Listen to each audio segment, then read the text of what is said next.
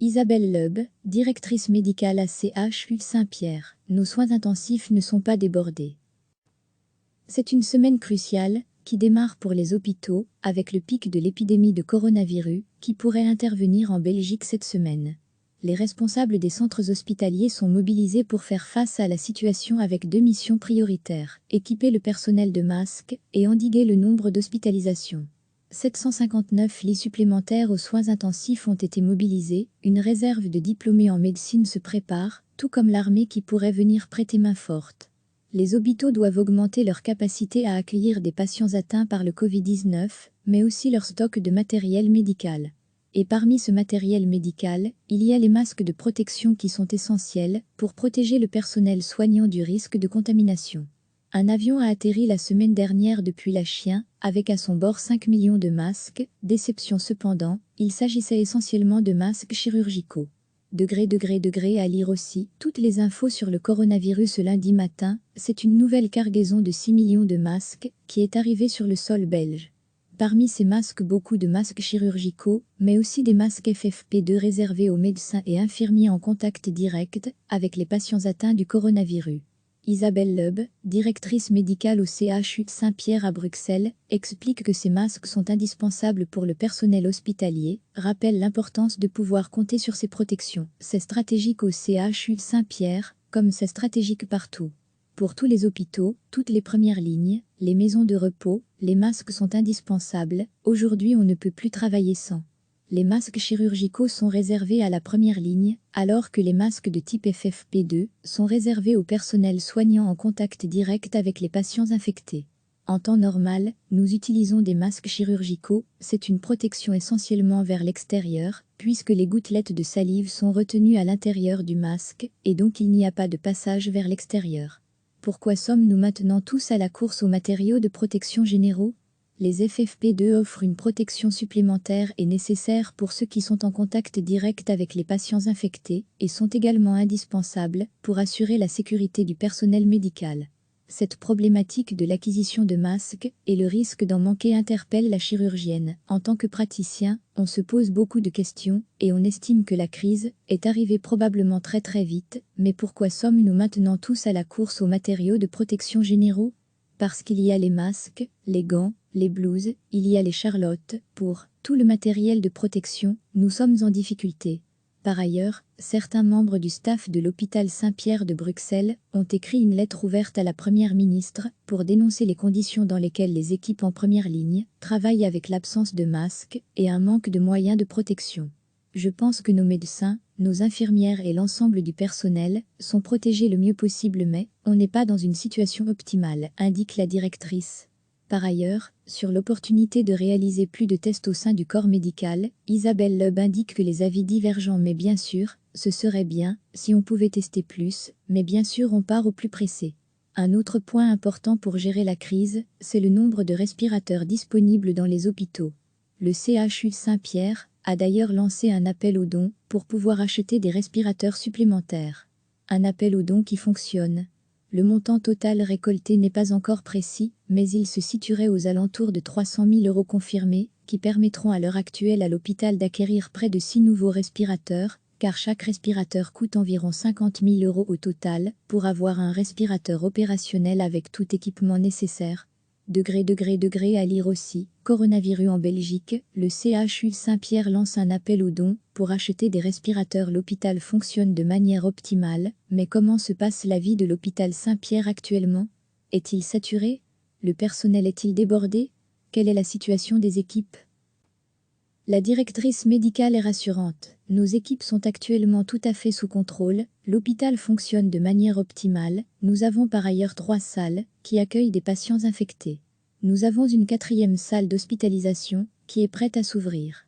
Nos soins intensifs ne sont pas débordés, rassure Madame Leub, qui précise qu'actuellement, il y a une dizaine de patients aux soins intensifs.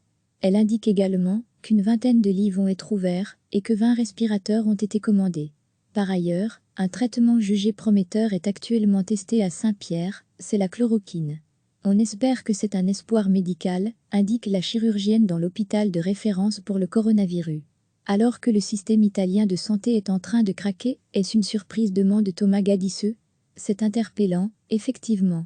Le fonctionnement en Italie a été ce qu'il a été, et les résultats sont ceux-ci. C'est difficile d'émettre un avis. Mais peut-on imaginer une situation identique en Belgique? Difficile de se prononcer, mais aujourd'hui on a mis en place une série de mesures. Les plans d'urgence hospitalières ont été enclenchés il y a déjà une dizaine de jours. Tous les hôpitaux ont été émis en alerte en même temps, ce qui n'a pas été le cas en Italie. Les mesures de confinement ont été plus précoces chez nous qu'elles ne l'ont été en Italie. Par ailleurs, notre système hospitalier est différent, indique encore la directrice médicale. Toutes ces mesures, on espère à un moment qu'elles vont donner un effet et qu'on va avoir un aplatissement de cette courbe. Recevez chaque matin l'essentiel de l'actualité. C'est une semaine cruciale qui démarre pour les hôpitaux avec le pic de l'épidémie de coronavirus qui pourrait intervenir en Belgique cette semaine.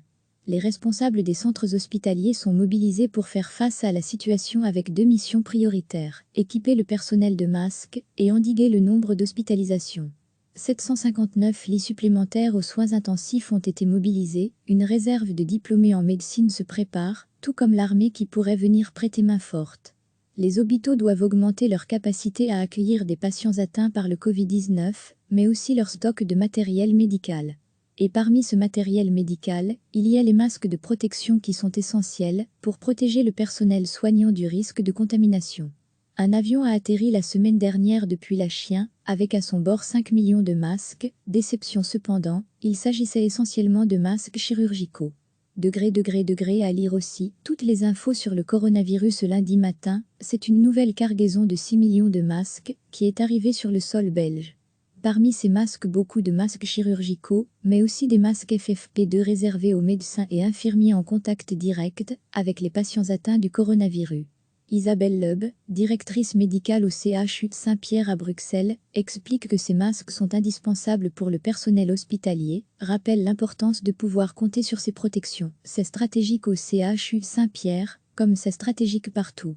Pour tous les hôpitaux, toutes les premières lignes, les maisons de repos, les masques sont indispensables. Aujourd'hui, on ne peut plus travailler sans.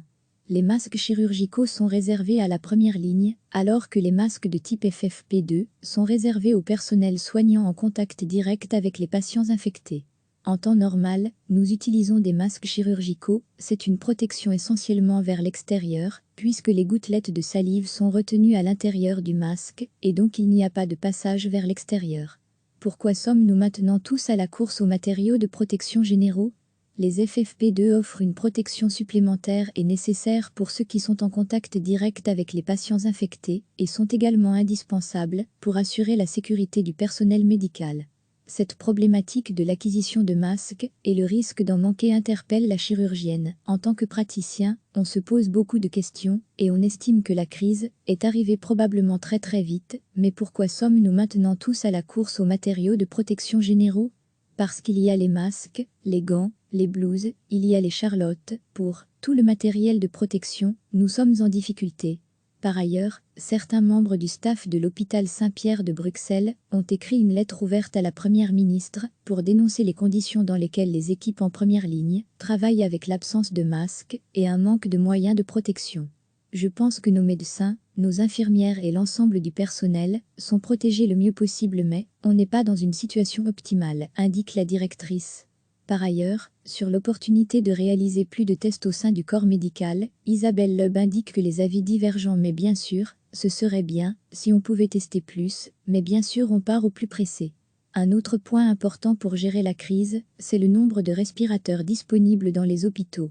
Le CHU Saint-Pierre a d'ailleurs lancé un appel aux dons pour pouvoir acheter des respirateurs supplémentaires. Un appel aux dons qui fonctionne. Le montant total récolté n'est pas encore précis, mais il se situerait aux alentours de 300 000 € confirmés, qui permettront à l'heure actuelle à l'hôpital d'acquérir près de 6 nouveaux respirateurs, car chaque respirateur coûte environ 50 000 € au total, pour avoir un respirateur opérationnel avec tout équipement nécessaire. À lire aussi, coronavirus en Belgique, le CHU Saint-Pierre lance un appel aux dons pour acheter des respirateurs. L'hôpital fonctionne de manière optimale, mais comment se passe la vie de l'hôpital Saint-Pierre actuellement? Est-il saturé? Le personnel est-il débordé? Quelle est la situation des équipes?